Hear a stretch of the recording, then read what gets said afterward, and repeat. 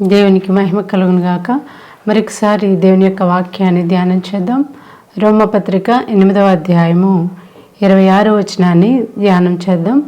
అటువలనే ఆత్మయు మన బలహీనతలను చూచి సహాయము చేయుచున్నాడు. ఎలయనగా మనము యుక్తముగా ఎలాగూ ప్రార్థన చేయవలనో మనకు తెలియదు, కానీ ఉచ్చరింప శక్యము కాని మూలుగులతో ఆత్మ తానే మన పక్షంగా విజ్ఞాపనము చేయుచున్నాడు.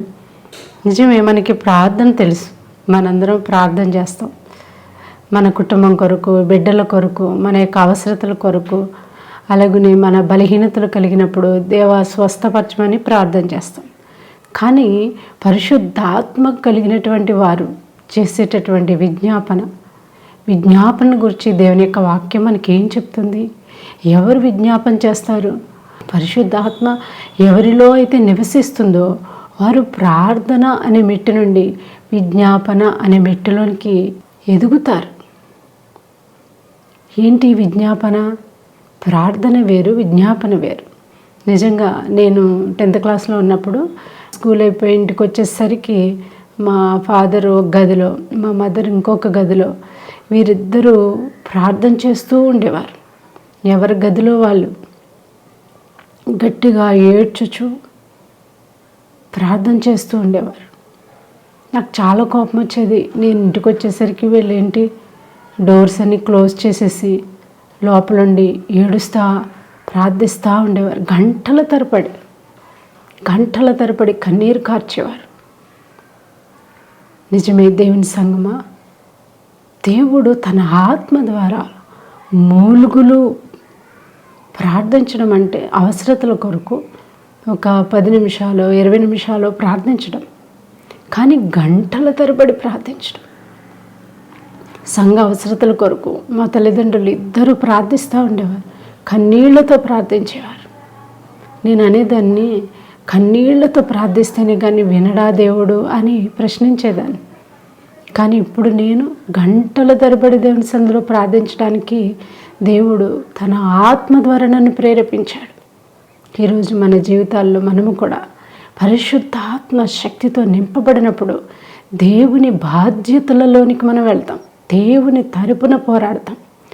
కనుక లోకమును ఎదిరించుటకు, పరిస్థితులను ఎదిరించుటకు ప్రార్థన అనేటువంటి గొప్ప ఆయుధము విజ్ఞాపనగా మారుతుంది.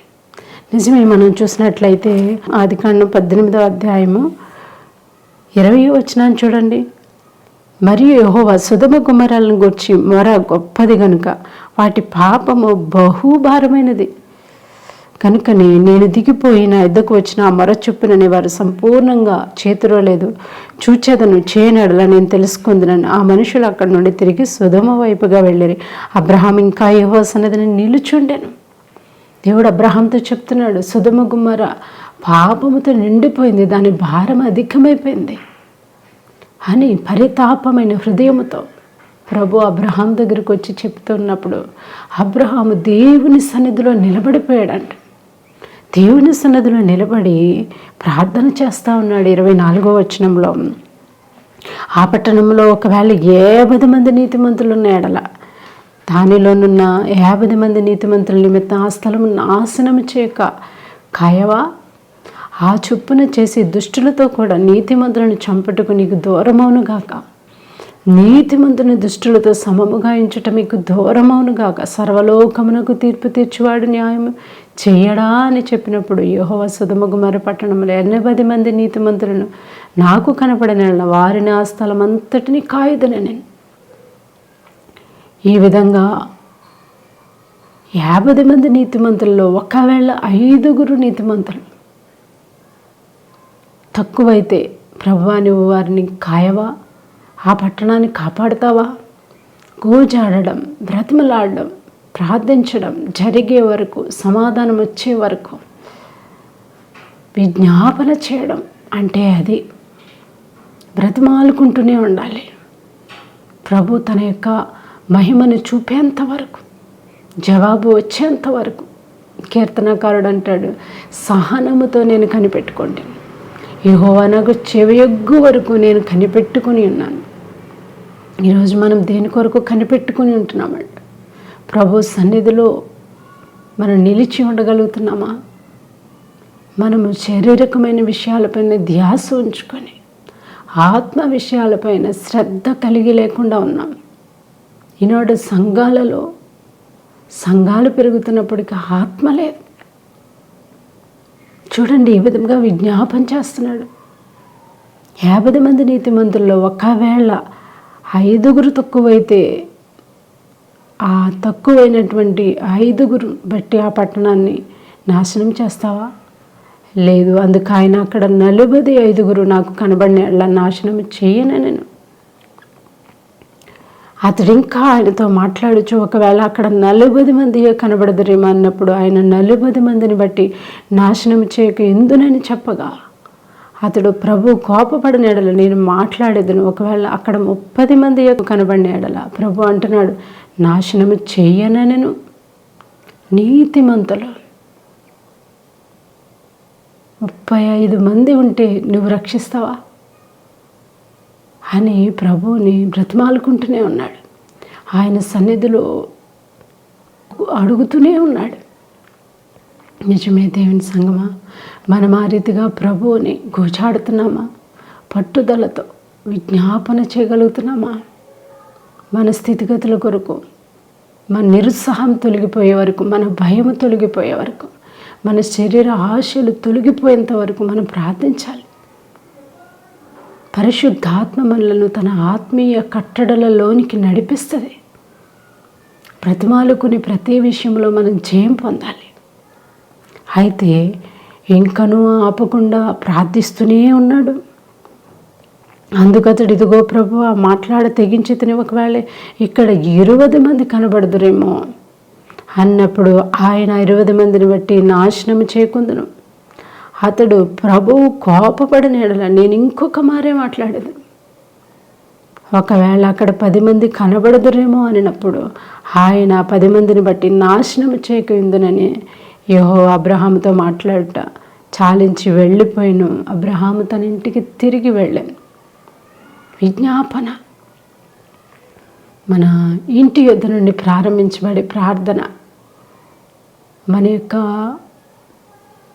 ప్రక్కనున్న వారి కొరకు, మన బంధువుల కొరకు, అలాగనే మన గ్రామస్తుల కొరకు, మన పట్టణం కొరకు, తర్వాత దేశం కొరకు ప్రార్థించే అంతగా మనం ఎదగాలి.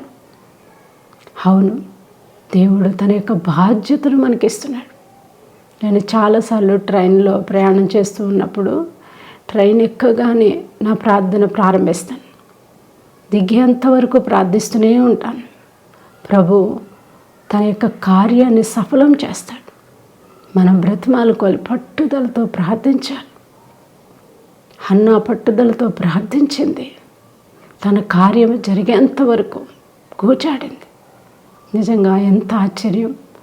మన ప్రార్థనలు పరలోకమునకు చేరడం, మన విజ్ఞాపనలు ప్రభు యొద్దకు చేరేవిగా ఉన్నాయా? ఆ విధముగా మనం ఉన్నప్పుడు ప్రభు మనలను తన యొక్క జవాబుతో మనల్ని నింపుతాడు. తన ఆశ్చర్యక్రియలతో మనల్ని నింపుతాడు. నిజంగా ఆ విధంగా మనం ప్రార్థించినప్పుడు దేవుని మహిమను చూడగలుగుతాం. జకరియా తన తరగతి క్రమము చొప్పున ప్రార్థిస్తూ ఉన్నప్పుడు, క్రమము చొప్పున పరిశుద్ధాత్మ మన మీదకి వచ్చినప్పుడు క్రమము నేర్పిస్తాడు. అవును, శరీరము అలసటతో రెస్ట్ తీసుకోని చెప్తుంది, కానీ ఆత్మ ప్రార్థన చేయి అని మనకి హెచ్చరిస్తూ ఉంటుంది. ప్రతి సెకను మనలో మేలుకొలుపుతూ ఉంటుంది పరిశుద్ధాత్మ. పరిశుద్ధాత్మతో మనం నింపబడినప్పుడు అనేకమైన దేవుని కార్యాలు ఈ లోకంలోనికి మనం తీసుకొని రాగలుగుతాం. ఆశ్చర్యక్రియలు ప్రజల ఎదుట చేయగలుగుతాం. ఉన్నతమైన దేవుని నామము హెచ్చింపబడుతుంది. అబ్రహాము సొదొమ గుమొర్రా కొరకు విజ్ఞాపన చేస్తా ఉన్నాడు.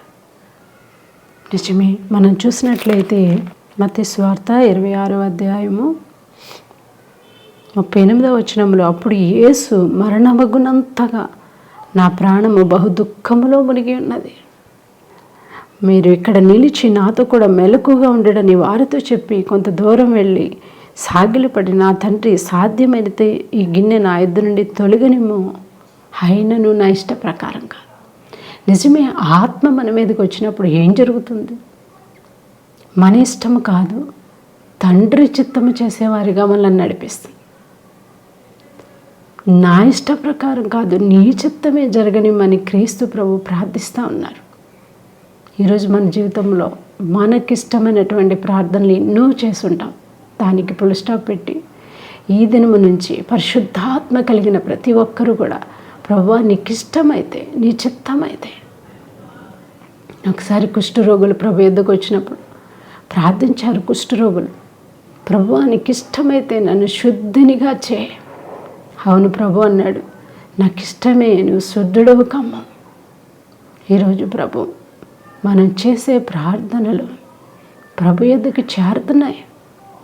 చాలాసార్లు మన వేదనలో, మన సమస్యలలో, మన పోరాటాల్లో ఎవ్వరు మన ప్రక్కన ఉండరు. సహాయం చేస్తాను అనేవారికి కూడా ఆపద కలిగితే వాళ్ళు కూడా మనకి సహాయం చేయలేరు. కానీ దేవాతి దేవుడు అంటున్నాడు, పరిశుద్ధ స్థలములలో నుండి నీకు సహాయం కలుగును. ఆ రోజు అబ్రహాం ప్రార్థించగా అబ్రహాము ప్రార్థన ఆలకించి దేవుడు సొదొమ గొమొర్రాలో ఉన్నటువంటి లోతు కుటుంబాన్ని రక్షించాడు, విజ్ఞాపన చేశాడు. ప్రభు చిత్త ప్రకారం నడిపించమని వేడుకున్నాడు. ఈరోజు మనం కూడా మన ఇష్టమును కాక ప్రభు చిత్తమును చెయ్యాలి అంటే మనం పరిశుద్ధాత్మ చేత నింపబడాలి. పరిశుద్ధాత్మతో నింపబడినప్పుడు శరీర ఆశలు, లోకములో ఉన్నటువంటి లోకాశలు, నేత్రాశ, శరీరాశ, జీవపడం, వీటన్నిటి మీద దేవుడు మనకు విజయం ఇస్తాడు. ప్రార్థన ద్వారానే ఇది సాధ్యం. కనుక ప్రార్థించేటటువంటి ప్రతి వారు కూడా దేవుడు తన పరిశుద్ధాత్మ శక్తి చేత నింపుతున్నాడు. ఈరోజు ప్రభు అంటున్నాడు, మరణమగునంత నా ప్రాణం దుఃఖంలో ఉంది, అయినను నీ ఇష్టమే. వాక్యం వింటున్నటువంటి మీ జీవితాల్లో మరణమగునంత కష్టము కలిగిందా? దుఃఖములో మునిగిపోయారా? ఒంటరితనముతో ఉన్నారా? వేదనలో ఉన్నారా? పలకరించేవారే లేరా? నెమ్మది దూరం అయిపోయిందా? అయితే ప్రభు అంటున్నాడు, మనం మోకాళ్ళ మీద పడినప్పుడు ప్రభు అంటున్నాడు, నా శాంతిని మీకు ఇస్తాను అంటున్నాడు. లోకం ఇచ్చినట్టు కాదు, ప్రభు తన శాంతిని మనకిస్తాడు. లోకము ఇవ్వలేనటువంటి అమూల్యమైనటువంటి ప్రభు ఒక్కని యొద్దే ఉన్నటువంటి ఆ మహా శాంతిని ప్రభు మనకిస్తాడు. అటు శాంతితో మనం నింపబడాలి. అవును, ప్రార్థించినప్పుడు పరిశుద్ధ ఆత్మ మన మీద కుమ్మరించబడినప్పుడు మనము దర్శనములు చూస్తాం, భవిష్యత్తుని చూడగలుగుతాం. భవిష్యత్తును గూర్చిన చింతను తొలగించబడుతుంది. నిజమే, ఈ దినమందు వాక్యం వింటున్నటువంటి మీతో ప్రభు చెప్తున్నాడు, నూతన ఆత్మచేత మనల్ని నింపుతాడు. అవునండి, నూతన ఆత్మ మన మీదకి వచ్చినప్పుడు మనము జీవింపబడతాం. బాధల్లో, శ్రమల్లో కూడా నిరీక్షణ మనకు కలుగుతుంది. మనం ప్రభువుతో కలిసి పనిచేస్తాం, ప్రభు బాధ్యతలలోనికి వెళ్తాం. అదే పరిశుద్ధాత్మ చేసే పని. ఈరోజు అట్టి పరిశుద్ధాత్మను ప్రభు మీకు ఇవ్వాలని ఆశపడుతుంది. రండి, ప్రభు ఎదుకు రండి. ప్రభు తన యొక్క ఆత్మ వరములతో మనల్ని నింపుతాడు. నేను ఒక్కొక్కసారి ప్రభు సన్నిధిలో ప్రార్థించినప్పుడు 4 గంటలు, ఇంకా ఎన్ని గంటలైనా ప్రభు సన్నిధిలో ప్రార్థించినప్పుడు ఉన్నతమైనటువంటి దర్శనములను ప్రభు చూపించేవారు. దేశములను గురించి, ప్రధానులను గురించి, అధికారుల కొరకు అనేక దర్శనములు నెరవేరాయి. నిజమే దేవుని సంగమా, ప్రభు అట్టి యొక్క ఆత్మను మనకిస్తారు. ప్రభు ఆయన యందు భయభక్తులు కలిగిన వారికి ఆయన మర్మములను బయలుపరుస్తాడు. ఈరోజు మన యొక్క భవిష్యత్తును గూర్చిన చింత మనకు అవసరం లేదు. చింతపడవలసినది ఎవరు? అన్యజనులు వీటన్నిటి కొరకు చింతిస్తారు. నేను ఏం చేయాలి, నా ఫ్యూచర్ ఏమైపోతుందో, ఏం తినాలి, ఏం త్రాగాలి, అన్నిటి కొరకు. కానీ దేవుని పిల్లలు ప్రభు యొక్క రాజ్యం కొరకు ఆశపడతారు. ఈరోజు అట్టి యొక్క సాక్ష్యములో మనము జీవించుతాం. కొలస్సీ పత్రిక 3వ అధ్యాయంలో అంటాడు, పైనున్న వాటిని వెతకండి. పైనుండి వచ్చే అధికారం, పైనుండి వచ్చే శక్తి, పైనుండి వచ్చే ప్రభావము, రహస్య స్థలములో మనం ప్రార్థించినప్పుడు వచ్చేటటువంటి గొప్ప బలము మన మనస్సును, మన హృదయాన్ని తేలికపరుస్తుంది. మనము కూడా ఆ విధంగా ప్రార్థన చేద్దాం. అబ్రహాము వలె ప్రార్థిద్దాం, విజ్ఞాపన చేద్దాం. దేవుడట్టి కృపను మనకి కలుగ చేయనుగాక. ఆమె ప్రార్థన చేసుకుందాం. పరిశుద్ధుడని తండ్రి, నీ పరిశుద్ధ నామనికే వందనాలు తండ్రి. ఈ యొక్క సమయంలో వాక్యం వింటున్న ప్రతి ఒక్క బిడ్డను మీరు ఆశీర్వదించండి. వారి సమస్యలలో నుండి వారిని విడిపించండి ప్రభు. అబ్రహాము ఏ విధంగా అయితే ఒక పట్టణము కొరకు ప్రార్థించాడు తండ్రి, నాయన ప్రభు అయిన క్రీస్తు మా కొరకు ఏ విధంగా ప్రార్థించారు, మా స్థితిగతులను ఎరిగి మాకు ముందుగానే మా కొరకు ప్రభు, మా పాపముల కొరకు, మా దోషముల కొరకు, మా అతిక్రమముల కొరకు సిలువ వేయబడి ప్రభు తిరిగి లేచి మరలా మా యుద్ధ ఉండుటకు పరిశుద్ధాత్మని వరాన్ని మాకు అనుగ్రహించారు ప్రభు. మా చింతలన్నీ మీ మీద వేయునట్లు సహాయం చేయి ప్రభు. ఎవరైతే ఈ వాక్యాన్ని వింటున్నారో వారందరితో మీరు మాట్లాడండి ప్రభు.